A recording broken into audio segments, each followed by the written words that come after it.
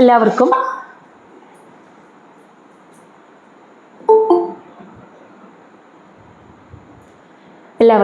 ആത്മനമസ്കാരം. ഇന്നത്തെ നമ്മുടെ സത്സംഗം ആരംഭിക്കുകയാണ്. ഈ ഒരു കർമ്മത്തെ ആ ഭഗവാന്റെ പാദങ്ങളിൽ അർപ്പിച്ചുകൊണ്ട് നമുക്ക് ആരംഭിക്കാം. ഭാഗവതം പറയാനും കേൾക്കാനുമുള്ള അനുഗ്രഹവും അനുവാദവും നൽകണേ ഈശ്വര. ഓം നമഃ ശിവായ. ഓം ഗും ഗുരുഭ്യോ നമഃ. ഓം നമോ നാരായണായ.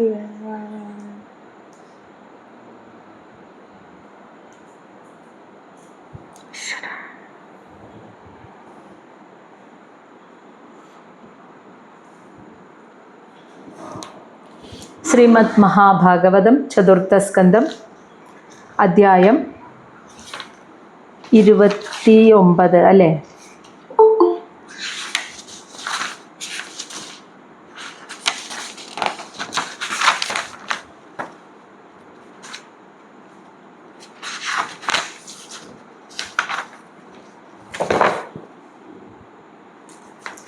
അധ്യായം 29 നമ്മളിന്ന് നോക്കുന്നത്. അപ്പോൾ കഴിഞ്ഞ ദിവസം പറഞ്ഞ ഭാഗം അധ്യായം 28 നാരദ മഹർഷി പ്രാചീന ബർഹിസിന് ആധ്യാത്മിക ജ്ഞാനം പരോക്ഷമായിട്ട് ഒരു കഥയിലൂടെ, നേരിട്ട് തത്വം പറഞ്ഞു കൊടുക്കാതെ ഒരു കഥയിലൂടെ, ആ കഥ പുരഞ്ജന രാജാവിൻ്റെ ചരിതം, ഒരു സാങ്കല്പിക കഥയാണ്. അങ്ങനെ ഒരു കഥ പറഞ്ഞു കൊടുത്തിട്ട് അതിലൂടെ ആധ്യാത്മിക ജ്ഞാനം പ്രാചീന ബർഹിസിന് പറഞ്ഞു കൊടുക്കുന്നതാണ് നമ്മൾ കണ്ടത്. അപ്പോൾ പ്രാചീന ബർഹിസിനെ പോലെ കേട്ട നമുക്കെല്ലാവർക്കും ഒരുപാട് സംശയങ്ങൾ ആ കഥയിൽ, ഓരോ കഥാപാത്രങ്ങളും ആരൊക്കെയാണ്, എന്തൊക്കെയാണ് സാഹചര്യം എന്ന് അറിയാനുള്ളൊരു ത്വരയുണ്ട്. അപ്പോൾ ഇവിടെ ഈ അധ്യായം 29 നാരദ മഹർഷിയും പ്രാചീന ബർഹിസും തമ്മിലുള്ള സംവാദം, അതായത് പുരഞ്ജന ചരിതം എന്ന കഥയുടെ യഥാർത്ഥ തത്വം, അഗൂഢമായിരിക്കുന്ന തത്വം എന്ത്, അതാണ് ഇവിടെ വ്യക്തമാക്കി കൊടുക്കുന്നത് ഈ ഒരു അധ്യായത്തിൽ. അപ്പോൾ ശ്ലോകം 1. പ്രാചീന ബർഹി ഉവാച. പ്രാചീന ബർഹിസ് ചോദിക്കുകയാണ് നാരദ മഹർഷിയോട്, ഭഗവൻ തേ വചഃ അസ്മാഭിഹി ന സമ്യക് അവഗമ്യതേ കവയഃ തദ് വിജാനന്തി ന വയം കർമ്മമോഹിത. അപ്പോൾ പ്രാചീന ബർഹിസ് നാരദ മഹർഷിയോട് ചോദിക്കുകയാണ്, ഭഗവൻ അല്ലയോ പ്രഭു, തേ അങ്ങയുടെ വചഃ വാക്കുകൾ, അങ്ങ് പറഞ്ഞ ഈ തത്വം, ഈ ഒരു ചരിതം, പുരഞ്ജനൻ്റെ ചരിതം, ആ കഥ, അത് സമ്യക് എന്ന് വെച്ചാൽ പരിപൂർണമായിട്ട്, അസ്മാബി എന്ന് വെച്ചാൽ ഞങ്ങളാൽ. അപ്പോൾ ഇവിടെ പ്രാചീന ബർഹിസ് ഒറ്റയ്ക്ക് ഞാൻ എന്നല്ല പറയുന്നത്, ഞങ്ങളാൽ, അപ്പോൾ മറ്റാരോ അവിടെ ഉണ്ട് എന്നർത്ഥം. അപ്പം ഞങ്ങളാൽ, സമ്യക് എന്ന് വെച്ചാൽ പൂർണ്ണമായും, ന അവഗമ്യതേ മനസ്സിലാക്കാൻ പറ്റിയിട്ടില്ല ഞങ്ങൾക്ക് എന്ന്. കവയഹ എന്നാൽ, കവയഹ എന്ന് വെച്ചാൽ വിജ്ഞാനികൾ, പണ്ഡിതന്മാർക്ക്, തത് വിജാനന്തി അവർക്കാണ് അത് മനസ്സിലാക്കാൻ പറ്റുന്നത്. അങ്ങ് ഈ കഥാരൂപത്തിൽ പറഞ്ഞതിൻ്റെ പിന്നിലെ പൊരുൾ എന്ത്, ആ തത്വം എന്ത് എന്നുള്ളത് വിജ്ഞാനികൾക്ക്, ജ്ഞാനം നേടിയവർക്ക്, അറിവുള്ളവർക്ക് മനസ്സിലാക്കാൻ പറ്റും. പക്ഷെ ഞങ്ങൾക്കതിന് സാധിച്ചിട്ടില്ല. കാരണം കർമ്മമോഹിത, ഫലേച്ഛ കർമ്മങ്ങളാൽ മോഹിപ്പിക്കപ്പെട്ടിട്ട്, അതായത് ഓരോന്ന് ആഗ്രഹിച്ച് ഭൂമിയിൽ കർമ്മം ചെയ്ത് ഓരോ ആഗ്രഹങ്ങൾ പൂർത്തിയാക്കി ജീവിക്കുന്ന മനുഷ്യരായ ഞങ്ങൾക്ക്, വയം എന്ന് വെച്ചാൽ ഞങ്ങൾക്ക് അത് മനസ്സിലാക്കാൻ, അതിൻ്റെ തത്വം എന്തെന്ന് മനസ്സിലാക്കാൻ സാധിച്ചിട്ടില്ല. അതാണ് പ്രാചീന ബർഹിസ് പറയുന്നത്.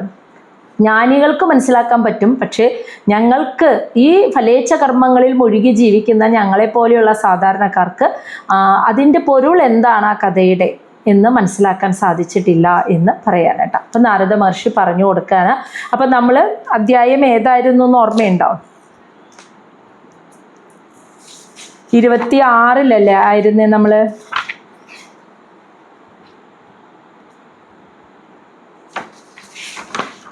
25ാമത്തെ അധ്യായമാണ്. അപ്പോൾ അത് ഓർത്ത് വെച്ചോളൂ. ആ അധ്യായത്തിൻ്റെ നമ്മൾ ഓർക്കേണ്ടി വരും ഈ ഒരു ഭാഗം പറയുമ്പോൾ. ശ്ലോകം 2 നാരദ മഹർഷി പറഞ്ഞു കൊടുക്കാൻ പോവുകയാണ് കേട്ടോ ആ പുരഞ്ജനൻ്റെ കഥ. അപ്പോൾ വീണ്ടും മനസ്സിൽ ഓർക്കുക, പുരഞ്ജനൻ, അതിൽ ഓരോ കഥാപാത്രങ്ങളും ഓരോ സാഹചര്യങ്ങളും എന്തായിരുന്നു എന്ന് വ്യക്തമായിട്ട് പറഞ്ഞു കൊടുക്കുന്നതാണ്. അപ്പം നല്ല ശ്രദ്ധിച്ച് കേൾക്കുക.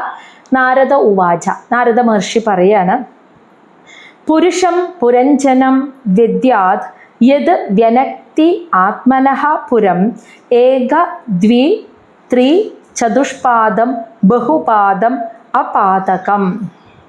ഇവിടെ പറയുമ്പോൾ നാരദ മഹർഷി ആദ്യം പറഞ്ഞു കൊടുക്കുക. അപ്പോൾ ഒന്ന് നോക്കി നോക്കൂ, 25-ാമത്തെ അധ്യായത്തിലെ 10-ാമത്തെ ശ്ലോകം അതൊന്ന് പുസ്തകത്തിൽ എടുത്ത് നോക്കി നോക്കൂ. അവിടെയാണ് പുരഞ്ജനൻ്റെ ചരിതം ആരംഭിക്കുന്നത്. അപ്പോൾ നമ്മളൊന്നും കൂടി അത് ഓർക്കുകയാണ്. ആ അധ്യായത്തിൽ ആദ്യം പറയുന്നത് പുരഞ്ജനൻ എന്ന പേരിൽ ഒരു രാജാവുണ്ടായിരുന്നു. ആ രാജാവിന് അദ്ദേഹത്തിന് പേരറിയാത്ത അവിജ്ഞാത സഖ, പേരെന്താണെന്നറിയാത്ത, കർമ്മങ്ങൾ എന്താണെന്നറിയാത്ത ഒരു സുഹൃത്തും ഉണ്ടായിരുന്നു. ഇതാണ് 10-ാമത്തെ ശ്ലോകത്തിൽ പറഞ്ഞത് അല്ലേ. അതാണ് ഇവിടെ പറയുന്നത്. ആരാണ് പുരഞ്ജനൻ എന്ന് ആദ്യം പറഞ്ഞു കൊടുക്കുകയാണ് കേട്ടോ.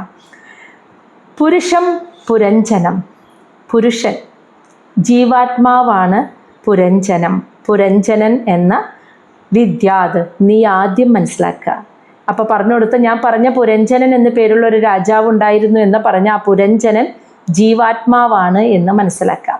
അപ്പോൾ പുരഞ്ജനനോട് പുരഞ്ജനൻ വൈദർഭിയായി ജനിച്ചപ്പോൾ ആ ഒരു ബ്രാഹ്മണൻ അവിടെ അടുത്ത് വന്നിട്ട്, ആ സുഹൃത്തായിരുന്ന ബ്രാഹ്മണൻ വന്നിട്ട് പറയുന്നുണ്ടല്ലോ, ഞാനും നീയും ഹംസങ്ങളായിരുന്നു. ആ അവബോധ തലത്തിൽ രമിച്ചു കഴിഞ്ഞിരുന്ന നല്ല സഖാക്കളായിരുന്നു, ഹംസങ്ങളായിരുന്നു.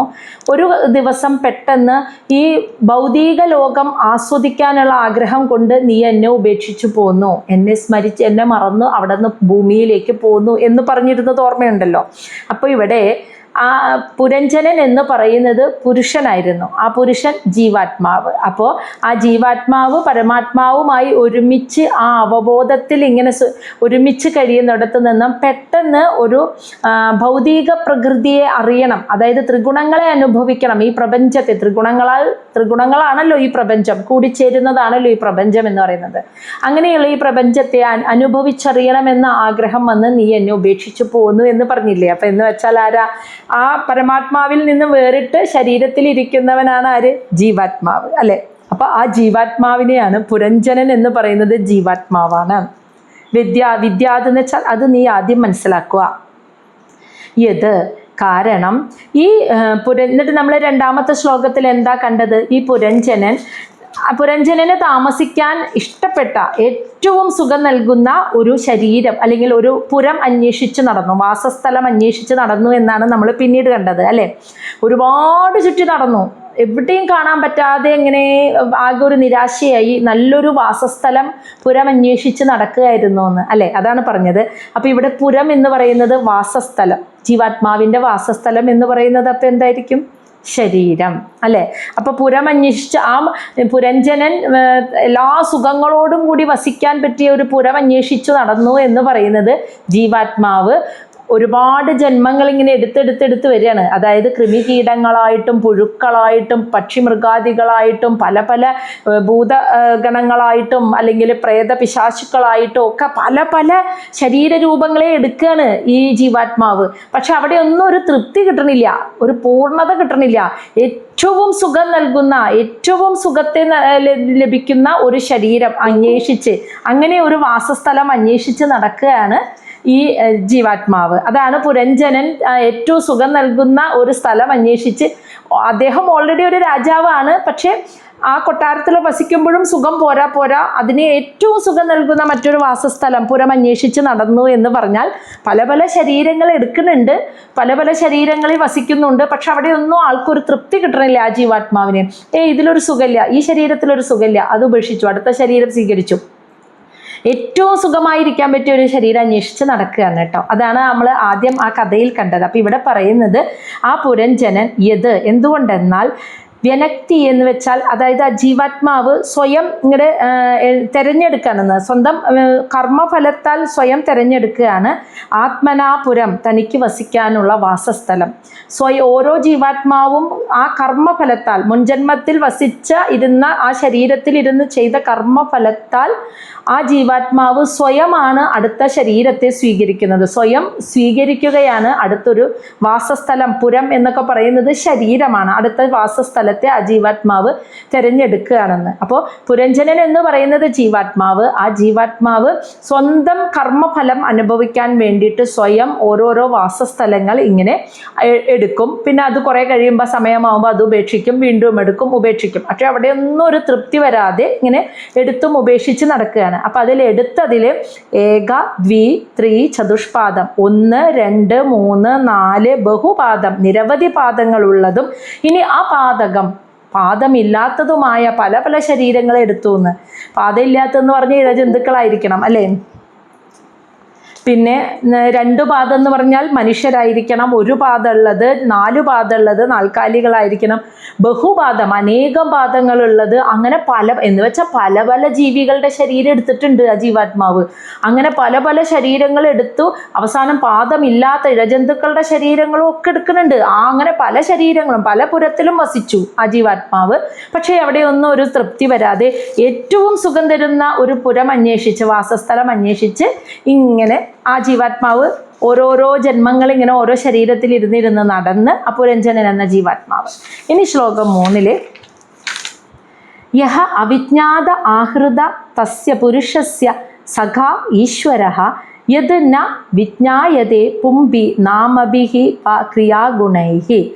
അപ്പോൾ ഇനി രണ്ടാമത് നമ്മൾ ആ ശ്ലോകത്തിൽ 25-ാമത്തെ അധ്യായത്തിൽ പറഞ്ഞ കഥയിലെ ഭാഗം ഓർക്കുക. അടുത്തത് എന്താ? ഈ പുരഞ്ജനൻ എന്ന ജീവാത്മാവിന് ഒരു സുഹൃത്തുണ്ടായിരുന്നു എന്ന് പറഞ്ഞല്ലോ. പേരറിയാത്ത, നാമമറിയാത്ത ഒരു സുഹൃത്തുണ്ടായിരുന്നു. അതാണ് ഇവിടെ ഈ ശ്ലോകത്തിൽ പറയാം. അതാരാണെന്ന്. യഹ ആരാണോ അവിജ്ഞാത ആഹൃത, അതായത് ആ ജീവാത്മാവിന് പേരറിയാതെ ആഹൃത എന്ന് വെച്ചാൽ അങ്ങനെ പേരറിയാത്തവൻ എന്ന് അറിയപ്പെടുന്ന ഈ പുരഞ്ജനൻ എന്ന ജീവാത്മാവിന് പോലും ആ ആളുടെ പേരറിയില്ല. അങ്ങനെ പേരറിയാത്ത തസ്യ അവൻ്റെ പുരുഷസ്യ ആ ജീവാത്മാവിൻ്റെ ഒരു സഖാവ്, ഒരു സുഹൃത്ത് ഉണ്ടായിരുന്നു. ഈശ്വരഃ. ആ സുഹൃത്ത് ആരാ? സാക്ഷാൽ ഈശ്വരൻ, പരമാത്മാവ് എന്ന്. അപ്പോൾ ഈ ജീവാത്മാവിന് പേരറിയില്ല, ആ ജീവാത്മാവിന് ഈ സുഹൃത്തിൻ്റെ കർമ്മങ്ങളും അറിയില്ല, പേരും അറിയില്ല. അങ്ങനെ ഒരു അവിജ്ഞാതനായൊരു സുഹൃത്ത് ഈ ജീവാത്മാവിന് ആരംഭം തൊട്ടേ കൂടെ ഉണ്ടായിരുന്നു. ആ സുഹൃത്താണ് ഈശ്വരൻ എന്ന് വെച്ചാൽ പരമാത്മാവ് എന്ന തത്വവും പറഞ്ഞു തന്നു. അതും മനസ്സിലാക്കാനാണ് പ്രാചീന ബർഹിസിനോട് പറഞ്ഞു കൊടുക്കുന്നത്. എന്നിട്ട് പറയാണ് യത് എന്തുകൊണ്ടെന്നാൽ പുംബി സാധാരണ മനുഷ്യർക്ക് നാമഭിഹി നാമങ്ങൾ കൊണ്ടോ ക്രിയാഗുണൈഹി കർമ്മങ്ങൾ കൊണ്ടോ ന വിജ്ഞായതേ ഈ ഒരു സത്യത്തെ, ഈ ഒരു ഈശ്വരനെ അറിയാൻ സാധിക്കില്ല. ഇപ്പോൾ ഇവിടെ പ്രാചീന ബർഹിസ് ഒരു സാധാരണ മനുഷ്യനാണല്ലോ. സാധാരണ മനുഷ്യർക്ക് ഒരു പേര് പറഞ്ഞ് പരമാത്മാവിനെ വിളിക്കാൻ പറ്റുമോ? പേരിൽ ഒരു നാമങ്ങൾ കൊണ്ട് അറിയാൻ പറ്റില്ല. ഇനി പരമാത്മാവിൻ്റെ കർമ്മങ്ങൾ ഇങ്ങനെയാണെന്ന് പറയാൻ പറ്റുമോ? ഇല്ല. കാരണം പരമാത്മാവ് കർമ്മവും ചെയ്യുന്നില്ല, കർത്താവുമല്ല. അപ്പം പിന്നെ കർമ്മങ്ങൾ കൊണ്ട് അറിയാൻ പറ്റില്ല, പേര് പറഞ്ഞറിയാൻ പറ്റില്ല. അതുകൊണ്ട് സാധാരണക്കാർക്ക് ഈ പരമാത്മാവ് എന്ന സുഹൃത്തിനെ അറിയില്ല. മനസ്സിലായോ? എന്നാൽ ആരംഭം തൊട്ട് അവസാനം വരെ കൂടെ ഉണ്ടാകുന്ന ഒരേ ഒരു സുഹൃത്ത് അത് മാത്രമാണ്. അതാണ് സത്യം. അപ്പം അത് പറഞ്ഞു കൊടുക്കുകയാണ്. അങ്ങനെ ഒരു സുഹൃത്ത് ഈ പുരഞ്ജനൻ ഉണ്ടായിരുന്നു. അപ്പം ജീവാത്മാവിന് പരമാത്മാവാണ് എപ്പോഴും കൂടെയുള്ള സുഹൃത്ത് എന്ന് പറയുന്നത്. ആ പരമാത്മാവിൽ നിന്നും വേറിട്ട് ഭൗതിക പ്രകൃതിയുടെ ത്രിഗുണങ്ങൾ അനുഭവിക്കാനായിട്ട് വന്നപ്പോഴാണ് അതിൽ നിന്നും വേറിട്ട് ശരീരത്തിലേക്ക് വന്നത്. അപ്പോൾ പല പല ശരീരങ്ങൾ എടുത്തു. പക്ഷേ ഒന്നും ഒരു പൂർണ്ണ തൃപ്തി വരാതെ ഏറ്റവും സുഖം നൽകുന്ന ശരീരം അന്വേഷിച്ച് ആ പുരഞ്ജനൻ അങ്ങനെ നടന്നു. അങ്ങനെയാണ് നല്ല ഇഷ്ടപ്പെട്ട ഒരു ശരീരം കണ്ടുപിടിക്കുന്നത്.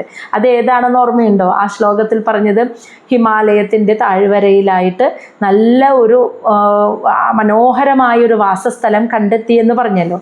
അതെന്താണെന്ന്.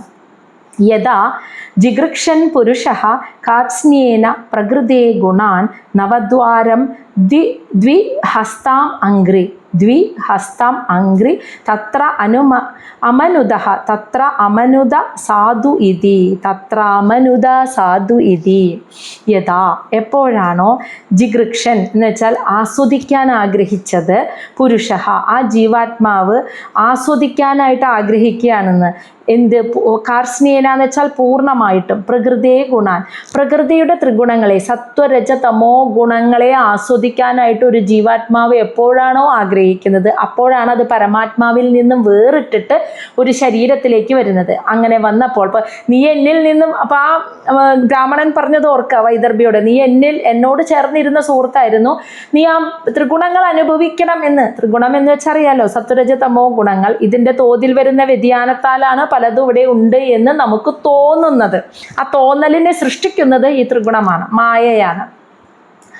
അപ്പൊ ഈ ത്രിഗുണങ്ങളെ അനുഭവിക്കണം, ത്രിഗുണങ്ങളാൽ നിർമ്മിതമായവയെ അനുഭവിക്കണമെന്ന് ഒരു ആഗ്രഹം വന്നപ്പോൾ ഈ ജീവാത്മാവ് പൂർണ്ണമായും ആഗ്രഹിച്ചു. അപ്പോൾ അതിനെ പൂർണ്ണമായി അനുഭവിക്കണമെങ്കിൽ ഏത് ശരീരത്തിനായിരിക്കും, ഏത് പുരത്തിലിരുന്നാലാ കഴിയുക? ആ പ്രകൃതിയെ ഈ പ്രപഞ്ചത്തിനെ പൂർണ്ണമായും ആസ്വദിക്കാനും അനുഭവിക്കാനും കഴിയണമെങ്കിൽ ഏതു പുരത്തിൽ ജീവാത്മാവ് വസിക്കണം എന്ന് പറഞ്ഞു നോക്കൂ. ആർക്കാ ഏറ്റവും നന്നായിട്ട് ഈ പ്രപഞ്ചത്തെ ആസ്വദിക്കാനും അനുഭവിക്കാനും കഴിയുക? മനുഷ്യനല്ലേ. മൃഗങ്ങൾക്കൊക്കെ പരിമിതികളുണ്ട് അല്ലേ, ബാക്കിയുള്ളതിനെല്ലാത്തിനും പരിമിതികളുണ്ട്. മനുഷ്യനാണ് പൂർണ്ണമായും ഇതിനെ ആസ്വദിച്ച് അനുഭവിക്കാനായിട്ട് സാധിക്കുക. അപ്പോൾ അതാണ് നേരത്തെ ആ കഥയിൽ പറഞ്ഞത്, പുരഞ്ജനൻ ഏത് പുരത്തിൽ പോയാലും തൃപ്തി കിട്ടില്ല, പൂർണ്ണമായും അനുഭവിച്ചറിയാൻ ആഗ്രഹിച്ചു. അപ്പോൾ അതുകൊണ്ട് പൂർണ്ണമായും ആസ്വദിക്കാൻ പറ്റുന്ന ഒരു പുരം അന്വേഷിച്ച് നടക്കുകയായിരുന്നു എന്ന് പറയുമ്പോൾ അതിൻ്റെ അർത്ഥം മനസ്സിലായില്ലേ? അങ്ങനെ നവദ്വാരം, 9 ദ്വാരങ്ങളുള്ള ദ്വിഹസ്ത അംഗ്രി, 2 കാലുകളും 2 കൈകളുമുള്ള തത്ര, അതായത് അതിൽ അനുമത എന്ന് വെച്ചാൽ ചിന്തിച്ചു. സാധു ഇതാണ് ഏറ്റവും നല്ലത് എന്ന് ആ പുരത്തിലെത്തിയപ്പോൾ ചിന്തിച്ചു എന്ന്. അങ്ങനെ അന്വേഷിച്ച് നടന്ന് ഹിമാലയത്തിൻ്റെ താഴ്വര എന്ന് പറയുമ്പോൾ ഏതായിരിക്കും സ്ഥലം? ഭാരത ഭൂപ്രദേശം അല്ലേ. ഭാരതത്തിൻ്റെ മണ്ണിലെ ഒരു നവദ്വാരങ്ങളുള്ള 2 കൈയും 2 കാലുകളുമുള്ള ഒരു ശരീരത്തിലേക്ക് പ്രവേശിച്ചപ്പോൾ ഇതാണ് ഏറ്റവും സുഖമായിട്ട് പ്രപഞ്ചത്തെ, ഈ ലോകത്തെ, ഭൗതികതയെ ആസ്വദിക്കാൻ പറ്റിയ പുരം, ഏറ്റവും സുഖം നിറഞ്ഞ പുരം ഇതാണ് എന്ന് അദ്ദേഹം കരുതി. ആ ജീവാത്മാവ് കരുതി. പല ശരീരങ്ങൾ എടുത്തിട്ടും ആത്മാവിന് തൃപ്തി വന്നില്ല. അങ്ങനെ ഭാരതത്തിൻ്റെ മണ്ണിൽ, അതാണ് ഹിമാലയത്തിൻ്റെ താഴ്വര എന്ന് പറയുന്നത്, ആ മണ്ണിൽ ഒരു നവദ്വാരങ്ങളോടുകൂടി 2 കൈയും 2 കാലും ഉള്ള ഒരു ശരീരത്തിലേക്ക് ആ ജീവാത്മാവ് പ്രവേശിച്ചു.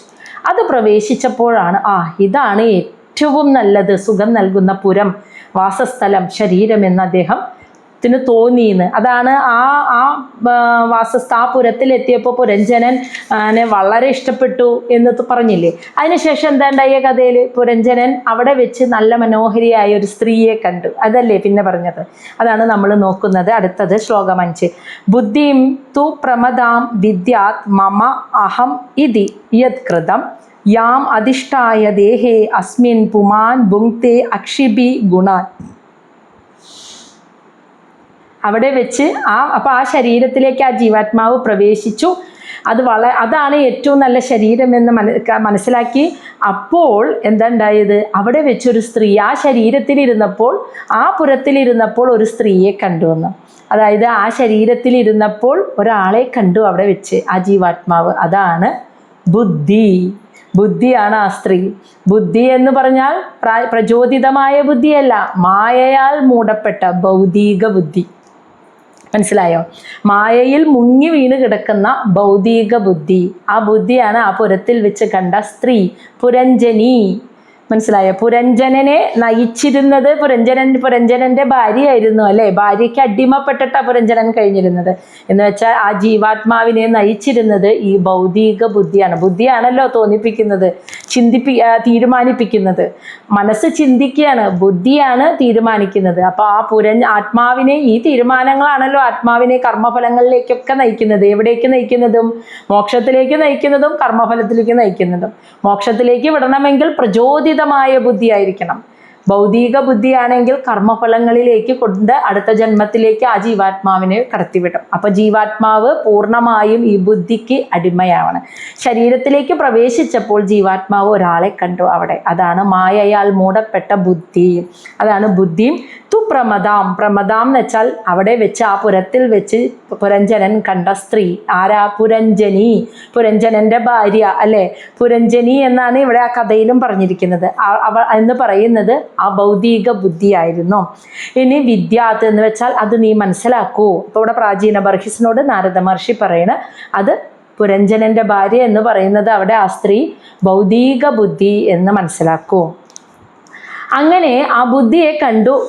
ആ ഭൗതിക ബുദ്ധി അപ്പോൾ അങ്ങനെ ഭൗതിക ബുദ്ധിയാണല്ലോ. അപ്പോൾ ആ ഭൗതിക ബുദ്ധി അപ്പം തന്നെ ജീവാത്മാവിന് തോന്നിക്കുകയാണ്, മമ അഹം ഇതി യത്കൃതം. ഇത് ഞാനാണല്ലോ, ഈ ശരീരം ഞാനാണല്ലോ, ഈ കാണുന്ന ശരീരമാണ് ഞാൻ, ഇതെൻ്റെ എന്ന് ഇപ്രകാരമുള്ള ചിന്തകൾ ആ ബുദ്ധി ജീവാത്മാവിൽ തോന്നിപ്പിച്ചു. അപ്പോൾ ജീവാത്മാവ് ആ ബുദ്ധിയുടെ അടിമയായല്ലോ, അതിൽ മൂടി. അവളുടെ സൗന്ദര്യം കണ്ടപ്പോൾ പുരഞ്ജനൻ വീണു എന്ന് പറഞ്ഞില്ലേ, അതുപോലെ ആ മായയാൽ മൂടപ്പെട്ട ബുദ്ധിക്ക് അടിമയായി ജീവാത്മാവ്. അപ്പോൾ ബുദ്ധി തോന്നിപ്പിക്കുകയാണ് ജീവാത്മാവിനോട്, നീ ഈ ശരീരമാണ്, ഇത് നിൻ്റെയാണ് എന്ന ചിന്തയെ തോന്നിപ്പിച്ചു. അങ്ങനെ യാം ആ ബുദ്ധിയിൽ അധിഷ്ഠായ ആശ്രയിച്ച് ദേഹേ അസ്മിൻ ആ ശരീരത്തിലിരുന്ന് പുമാൻ പുരുഷൻ ആ ജീവാത്മാവ് ഗുണാൻ പ്രകൃതിയുടെ ത്രിഗുണങ്ങളെ അക്ഷഭിഹി പഞ്ചേന്ദ്രിയങ്ങൾ കൊണ്ട് ഭുങ്ക്തേ അനുഭവിച്ചു. ഈ പ്രപഞ്ചത്തെ നമ്മൾ എന്തുകൊണ്ടാണ് അനുഭവിക്കുന്നത്? കണ്ണുകൊണ്ട് കണ്ടും കാതുകൊണ്ട് കേട്ടും മൂക്കുകൊണ്ട് ശ്വസിച്ചും നാവുകൊണ്ട് രുചിച്ചും ശരീരം കൊണ്ട് സ്പർശിച്ചും തൊട്ടു നോക്കിയും ഒക്കെ അല്ലേ? പാദം വെച്ചപ്പോഴല്ലേ ഇത് ഭൂമിയാണെന്നറിഞ്ഞ് അങ്ങനെ തൊട്ടു നോക്കിയാണ് നമ്മൾ ഈ പ്രപഞ്ചത്തെ അറിഞ്ഞത്. അപ്പോൾ പഞ്ചേന്ദ്രിയങ്ങൾ കൊണ്ട് ഈ പ്രപഞ്ചം എന്ന് പറയുന്നത് സത്വരജ തമോ ഗുണങ്ങളുടെ തോതിൽ വരുന്ന വ്യതിയാനത്താലാണ് ഇവയെല്ലാം ഉള്ളത് എന്ന് നമുക്ക് തോന്നുന്നത്. അപ്പോൾ ഈ ത്രിഗുണങ്ങളുടെ വ്യതിയാനം കൊണ്ടുണ്ടായ ഈ പ്രപഞ്ചത്തെ മുഴുവനും ഇന്ദ്രിയങ്ങൾ കൊണ്ട് ആ ജീവാത്മാവ് അനുഭവിച്ചു. സത്യത്തിൽ അത് ജീവാത്മാവാണ്, ഇതിൻ്റെ ഒന്നും ആവശ്യമില്ല. പക്ഷേ പ്രചോദിതമായ ബുദ്ധിയല്ല, ബുദ്ധി മായയാൽ ബന്ധിതമായ ബുദ്ധിയാണ്. ആ ഭൗതിക ബുദ്ധിയെ ആ ബുദ്ധി ആണ് ഉണർന്നിരിക്കുന്നത്. അപ്പോൾ ആ ഭൗതിക ബുദ്ധി ആദ്യം തോന്നിപ്പിച്ചത് ജീവാത്മാവിന്, നീ ഈ ശരീരമാണ്, ഇതൊക്കെ നിൻ്റെയാണ്, ഈ ശരീരത്തിൽ കാണുന്നതെല്ലാം നിൻ്റെയാണ്, ഈ ബുദ്ധി നിൻ്റെ ബുദ്ധിയാണ് എന്നൊക്കെ തോന്നിപ്പിച്ചു. അങ്ങനെ ആ ബുദ്ധിക്ക് അടിമപ്പെട്ട പുരഞ്ജനൻ, ആ സ്ത്രീക്ക് അടിമപ്പെട്ട പുരഞ്ജനനെ പോലെ ആ ജീവാത്മാവ് ആ ശരീരത്തിലിരുന്ന് ഇന്ദ്രിയങ്ങൾ കൊണ്ട് ഈ പ്രപഞ്ചത്തെ അനുഭവിക്കാൻ തുടങ്ങി. അപ്പോൾ ആ പുരത്തിൽ അങ്ങനെ സുഖമായി വസിക്കാൻ, അവളോടൊപ്പം വസിക്കാൻ തുടങ്ങിയല്ലോ. ഇനി ആ സ്ത്രീയുടെ പ്രത്യേകത എന്തായിരുന്നു? അവളെ കണ്ടപ്പോൾ അവളുടെ കൂടെ 10 സേവകന്മാരുണ്ടായിരുന്നു. ആ സേവകന്മാരുടെ ഓരോരുത്തരുടെ കൂടെ 100 കണക്കിന് തോഴിമാർ സ്ത്രീകളുണ്ടായിരുന്നു ഭാര്യമാരായിട്ട്. പിന്നെ ഈ സ്ത്രീക്ക് മുൻപിൽ 5 തലയുള്ള ഒരു നാഗവും ഉണ്ടായിരുന്നു, സർപ്പവും ഉണ്ടായിരുന്നു എന്ന് പറഞ്ഞില്ലേ. അവരാരൊക്കെയെന്നാണ് ഇനി പറയുന്നത് ശ്ലോകമാറിൽ. സഖായ ഇന്ദ്രിയ ഗണ. സഖായ ഈ ബുദ്ധിയുടെ മുന്നിൽ, സ്ത്രീ എന്ന് പറഞ്ഞത് ബുദ്ധിയാണല്ലോ, ഈ ഭൗതിക ബുദ്ധി. സ്ത്രീക്ക് മുന്നിൽ 10 സേവകന്മാരുണ്ടായിരുന്നു എന്ന് പറഞ്ഞാൽ ജ്ഞാനം കർമ്മം, ജ്ഞാനേന്ദ്രിയങ്ങളും കർമ്മേന്ദ്രിയങ്ങളും ആകുന്ന 10 ഇന്ദ്രിയങ്ങളാണ് ആ 10 സേവകന്മാർ. അപ്പോൾ ബുദ്ധിയുടെ സേവകന്മാർ, അതായത് ബുദ്ധിയെ ഇങ്ങനെ കൊണ്ട് നടക്കുകയാണ്, ബുദ്ധിക്ക് എല്ലാ കാര്യങ്ങളും കൊണ്ടു കൊടുക്കുന്ന സേവകന്മാർ എന്ന് പറയുന്നത് 5 ജ്ഞാനേന്ദ്രിയങ്ങളും 5 കർമ്മേന്ദ്രിയങ്ങളും 10 ഇന്ദ്രിയങ്ങൾ, അവരാണ് സേവകന്മാർ. കാരണം ബുദ്ധിക്ക് ഒന്നുമില്ലായ്മയിൽ നിന്നും തീരുമാനങ്ങൾ എടുക്കാൻ പറ്റുമോ? ഇല്ല. പഞ്ചേന്ദ്രിയങ്ങൾ കൊണ്ടുകൊടുക്കും, പഞ്ചേന്ദ്രിയങ്ങൾ ഇങ്ങോട്ട് എടുക്കും, മനസ്സതിനെ സ്വീകരിക്കും, മനസ്സിലിട്ട് ആലോചിച്ചതിന് ശേഷം ബുദ്ധി അതിനെ തീരുമാനിക്കും. അപ്പോൾ ബുദ്ധിയുടെ തീരുമാനത്തിന് അടിസ്ഥാനം ആരായിരുന്നു? സേവകന്മാർ, ഈ പഞ്ചേന്ദ്രിയങ്ങളും കർമ്മേന്ദ്രിയങ്ങളും. എന്നിട്ട് കർമ്മേന്ദ്രിയങ്ങൾ കൊണ്ട് അത് ചെയ്യും. അങ്ങനെയാണല്ലോ. അപ്പോൾ അതാണ് 10 സേവകന്മാർ. അങ്ങനെ ജ്ഞാനം കർമ്മച്ച യത് കൃതം, ഈ എല്ലാ അറിവ് നേടുന്നത് ജ്ഞാനേന്ദ്രിയങ്ങളിലൂടെ, കർമ്മം ചെയ്യുന്നത് കർമ്മേന്ദ്രിയങ്ങളിലൂടെ. അങ്ങനെ ഈ ജ്ഞാനത്തെ നേടുക, കർമ്മം ചെയ്യുക, ഇവയെല്ലാം ഈ 10 ഇന്ദ്രിയങ്ങളുടെ സഹായത്തോടെ ഈ ജീവാത്മാവ് ചെയ്യാൻ തുടങ്ങി. ഇനി ഈ 10 സേവകന്മാരുടെ കൂടെ 100 കണക്കിന് ഭാര്യമാരുണ്ടായിരുന്നു എന്ന് പറയുന്നത് എന്താ? സഖ്യഹ, അതായത് പത്നിമാർ, സ്ത്രീകൾ, തത് വൃത്തയാ, ഈ 10 ഇന്ദ്രിയങ്ങളുടെയും പ്രവൃത്തികളാണെന്ന്. അതായത് 100 കണക്കിനാ. ഇപ്പം കണ്ണ് ഒരു രൂപത്തെ മാത്രമാണോ കണ്ണ് എന്ന ഇന്ദ്രിയം വലിച്ചെടുക്കുന്നത്? അല്ലല്ലോ. ഒരു ദിവസം 100 കണക്കിന്, 1000 രൂപങ്ങളെ സ്വീകരിക്കുന്നുണ്ട് അല്ലേ? ചെവി 1000 ശബ്ദങ്ങളെ സ്വീകരിക്കുന്നുണ്ട്. മൂക്ക് എത്രയോ മണം സ്വീകരിക്കുന്നു, നാവ് എത്രയോ രുചിയെ സ്വീകരിക്കുന്നു, ശരീരം എത്രയോ തൊലി സ്പർശത്തെ സ്വീകരിക്കുന്നു, കർമ്മേന്ദ്രിയങ്ങൾ എത്രയോ പ്രാവശ്യം കർമ്മം ചെയ്യുന്നു. അപ്പം ഈ 10 ഇന്ദ്രിയങ്ങളും ചെയ്യുന്ന പ്രവൃത്തികളാണ് ഈ 10 പേരുടെയും കൂടെയുള്ള 100 കണക്കിന് സ്ത്രീകൾ എന്ന് പറഞ്ഞത് ഈ 10 ഇന്ദ്രിയങ്ങളുടെയും പ്രവൃത്തികളാണ്. ഇനി ഈ സ്ത്രീക്ക് ബുദ്ധിയുടെ മുന്നിലുള്ളത് ആരാ? 5 ശിരസ്സുള്ള സർപ്പം എന്ന് പറയുന്നത് യഥാ ഉരക, അതുപോലെ ഉരകം എന്ന് പറയുന്നത് പഞ്ചപ്രാണവൃത്തിഹി, 5 പ്രാണനാണെന്ന്. പ്രാണൻ, അപാനൻ, വ്യാനൻ, ഉദാനൻ, സമാനൻ, ഈ 5 പ്രാണങ്ങളാണ് മുന്നിലുള്ള സർപ്പം എന്ന് പറയുന്നത്. മനസ്സിലായ? 5 ശിരസ്സുള്ള ഒരു സർപ്പം ഈ സ്ത്രീക്ക് കാവലായിട്ടുണ്ടായിരുന്നു എന്ന് പറഞ്ഞില്ലേ? അത് ഈ 5 പ്രാണങ്ങളാണെന്ന് അല്ലേ? പ്രാണൻ, അപാനൻ, ഉദാനൻ, പ്രാണൻ, അപാനൻ, വ്യാനൻ, ഉദാനൻ, സമാനൻ, ഇങ്ങനെ ഈ 5 പ്രാണങ്ങൾ ചേർന്നാണല്ലോ ഈ സ്ത്രീ എന്ന് പറഞ്ഞത് ആരാ? ബുദ്ധി. ആ ബുദ്ധി ആ ശരീരത്തിലാണല്ലോ. അപ്പോൾ ഇതിനെ നിലനിർത്തുന്നത്, ആ പുരത്തെ നിലനിർത്തുന്നത് ഈ 5 പ്രാണനാണ്. പുരമില്ലെങ്കിൽ ആ ബുദ്ധി പ്രവർത്തിക്കോ? ഇല്ല. അപ്പോൾ ഈ പുരത്തെ നിലനിർത്തുന്നത് 5 പ്രാണനാണ് എന്ന് ആ സ്ത്രീ പറയുന്നുണ്ട് പുരഞ്ജനനോട്. ഓർമ്മയുണ്ടോ ആ ശ്ലോകത്തിൽ? ഞാൻ ഉറങ്ങുകയാണെങ്കിൽ പോലും ഈ പുരത്തെ സംരക്ഷിക്കുന്നത് ആ സർപ്പങ്ങളായിരിക്കും എന്ന് പറഞ്ഞത് ഓർമ്മയുണ്ട്. അതായത് ബുദ്ധി ഉറങ്ങുക എന്ന് പറഞ്ഞാൽ ഏതായിരിക്കും അവസ്ഥ? ഉറക്കം, അതായത് ജാഗ്രത, സ്വപ്നം, സുഷുപ്തി. നമ്മൾ ഉറങ്ങിക്കിടക്കുമ്പോൾ നമ്മുടെ ബുദ്ധി പ്രവർത്തിക്കുന്നുണ്ടാ? ഇല്ലല്ലോ, ബുദ്ധി പ്രവർത്തിക്കുന്നില്ല. പക്ഷെ അപ്പോഴും ആ ശരീരത്തെ സംരക്ഷിക്കുന്നത് ആരായിരിക്കും? ഈ 5 പ്രാണങ്ങൾ അവരുടെ പ്രവൃത്തി ചെയ്തുകൊണ്ടിരിക്കുന്നുണ്ട് അല്ലേ? ശ്വാസത്തെ സ്വീകരിക്കുക, പുറത്തേക്ക് വിടുക, ഭക്ഷണത്തെ ഇറക്കുക, ദഹിപ്പിക്കുക, പുറത്തേക്ക് തള്ളുക, ഇതെല്ലാ കർമ്മങ്ങളും ചെയ്യുന്നത് ഈ 5 പ്രാണനുകളാണ്. ഈ പഞ്ചപ്രാണന പ്രാണൻ എന്ന് പറയുന്നതാണ് ആ പുരത്തിന്, ആ ശരീരത്തിൻ്റെ യഥാർത്ഥ സംരക്ഷകൻ. ഇത് ഇല്ലെങ്കിൽ ആ ശരീരം അവസാനിച്ചു. അപ്പം ഈ 5 പ്രാണന്മാരാണ് ആ ശരീരത്തിൻ്റെ യഥാർത്ഥ സംരക്ഷകൻ എന്ന് പറയുന്നത്. ആ സർപ്പമാണ് ഈ 5 പ്രാണൻ എന്ന് ഇവിടെ ഉദ്ദേശിക്കുന്നത്. 5 പ്രാണനെയാണ് സർപ്പമായിട്ട് അവിടെ നാരദ മഹർഷി പറഞ്ഞു കൊടുത്തതെന്ന്. അപ്പം മനസ്സിലായല്ലോ. ഇതുവരെയുള്ള ഭാഗങ്ങളിൽ സംശയമില്ല എന്ന് വിചാരിക്കുന്നു. ആ 10 സുഹൃത്തുക്കൾ, പഞ്ചേന്ദ്രിയങ്ങൾ, അവരുടെ കൂടെയുള്ള 100 കണക്കിന് സ്ത്രീകൾ എന്ന് പറയുന്നത് ഇന്ദ്രിയങ്ങളുടെ പ്രവൃത്തി. സ്ത്രീക്ക് മുന്നിലുള്ള 5 ശിരസ്സുള്ള ഒരു സർപ്പം എന്ന് പറയുന്നത് പഞ്ചപ്രാണങ്ങളും. അതാണ് ആ പുരത്തെ സംരക്ഷിച്ചു കൊണ്ടുപോകുന്നത്. ഇനി ശ്ലോകം 7. അപ്പോൾ ജാഗ്രതാവസ്ഥയിലും സ്വപ്നത്തിലും, അതായത് പ്രവൃത്തി ചെയ്യുമ്പോഴും ഉറക്കത്തിലും സ്വപ്നത്തിലും ഒക്കെ ഈ 5 പ്രാണനുകളും പ്രവർത്തിച്ച് ആ പുരത്തെ, ആ ശരീരത്തെ സംരക്ഷിക്കുന്നു. ബുദ്ധി ഉറങ്ങുകയാണെങ്കിൽ പോലും. അതാണ് അവൾ പറഞ്ഞത്. പുരഞ്ജനോട് പറയുന്നുണ്ടായിരുന്നു, ഞാൻ ഉറങ്ങുമ്പോൾ പോലും ഈ പുരത്തെ സംരക്ഷിക്കുന്നത് ആ നാഗങ്ങളാണ് എന്നൊരു വാക്ക് പറഞ്ഞിട്ടുണ്ടായിരുന്നു. അതിന് കാരണം അതാണ്. പിന്നെ അങ്ങനെ അവർ സ്ത്രീ പറയുകയാണ്, എൻ്റെ സേവകന്മാരോടൊപ്പം ഞാൻ അങ്ങയുടെ ആഗ്രഹം, ഇപ്പോൾ നമുക്ക് ഒരുമിച്ച് ഇവിടെ ജീവിക്കാം, ഈ പുരത്തിൽ ജീവിക്കാമെന്ന് ജീവാത്മാവും ബുദ്ധിക്ക് അടിമപ്പെടുകയാണ്. ആ ഭൗതിക ബുദ്ധിനെ വലിയ ഇഷ്ടപ്പെട്ടു, എന്നിട്ട് ആ ബുദ്ധിക്ക് അടിമപ്പെടുകയാണ്. അപ്പം നമുക്ക് ഒരുമിച്ച് ജീവിക്കാം എന്ന് പറഞ്ഞപ്പോൾ അവൾ എന്താ പറഞ്ഞ്? 100 വർഷം നമുക്ക് സുഖമായിട്ട് എൻ്റെ സേവകന്മാരോടൊപ്പം ഈ സ്ഥലത്ത്, ഈ പുരത്തിൽ വസിക്കാമെന്ന്. എന്ന് വെച്ചാൽ ഒരു മനുഷ്യായുസ് കലിയുഗത്തിൽ 100 വയസ്സ് വരെയല്ലേ ഉള്ളൂ. അതാണ് ആ പുരത്തിൽ ഒരു 100 വർഷം. എൻ്റെ സേവകന്മാർ എന്ന് പറഞ്ഞാൽ ബുദ്ധിയുടെ സേവകന്മാർ ഈ ഇന്ദ്രിയങ്ങൾ, പഞ്ചേന്ദ്രിയങ്ങൾ, കർമ്മേന്ദ്രിയങ്ങൾ, അവയുടെ പ്രവൃത്തി, പിന്നെ ഈ പഞ്ചപ്രാണനുകളും, ഇവയൊക്കെ കൂടി അവരുടെയൊക്കെ സഹായത്തോടു കൂടി നമുക്ക് സുഖമായിട്ട് ഒരുമിച്ച് ഈ പുരത്തിൽ വസിക്കാം. എനിക്ക് പറ്റിയ ഭർത്താവ് അങ്ങ് തന്നെയാണ്. ഈ എന്താ പറയുക, ഗൃഹസ്ഥാശ്രമമാണ് ഏറ്റവും ശ്രേഷ്ഠം. ഗൃഹസ്ഥാശ്രമം വിട്ടു പോകുന്നവരോടൊന്നും എനിക്ക് താല്പര്യമില്ല എന്ന് പറഞ്ഞ ഒരു വാക്കുകൾ കൂടി ഓർമ്മയുണ്ടാവും എന്ന് വിചാരിക്കുന്നു. ആ ഒരു ഭാഗത്തിൽ ഗൃഹസ്ഥാശ്രമമാണ് ഏറ്റവും സുഖമായി ജീവിക്കാൻ പറ്റിയത്. ഈ സന്യാസമൊക്കെ സ്വീകരിച്ചു പോകുന്നവർക്ക് ഗൃഹസ്ഥാശ്രമത്തിൻ്റെ സുഖം എന്താണ്, എന്ന് ക്ഷേമം, സുഖമായിട്ടുള്ള ജീവിതം എന്താണെന്ന് അറിയില്ല എന്നൊക്കെ പുരഞ്ജനനോട് പറഞ്ഞു കൊടുക്കുന്നുണ്ട് ആ സ്ത്രീ. അതായത് ഭൗതിക ബുദ്ധിയാണ് ഏറ്റവും സുഖട്ട എന്ന് അവിടെ ജീവാത്മാവിന് പറഞ്ഞു കൊടുക്കണമെന്ന്. മോക്ഷത്തിന്, മുക്തിയിലേക്ക് കടത്തിവിടാതെ ഈ ഭൗതിക ലോകത്ത് പിടിച്ചു നിർത്താൻ. കാരണം ഇത് ഭൗതിക ബുദ്ധി എന്ന് പറയുന്നത് മായയിൽ വീണെടുക്കുന്ന ബുദ്ധിയാണ്. മായ എപ്പോഴും ഇവിടെ നിർത്തും. നിർത്താനേ ശ്രമിക്കുള്ളൂ. കാരണം മായയാൽ നിർമ്മിതമായി പ്രപഞ്ചം ഉണ്ടാവണമെങ്കിൽ എല്ലാവരും മുക്തി മേടിച്ച് പോയേ പറ്റുമോ? അപ്പം മായ പരമാവധി പിടിച്ചിടാനേ നോക്കുള്ളൂ.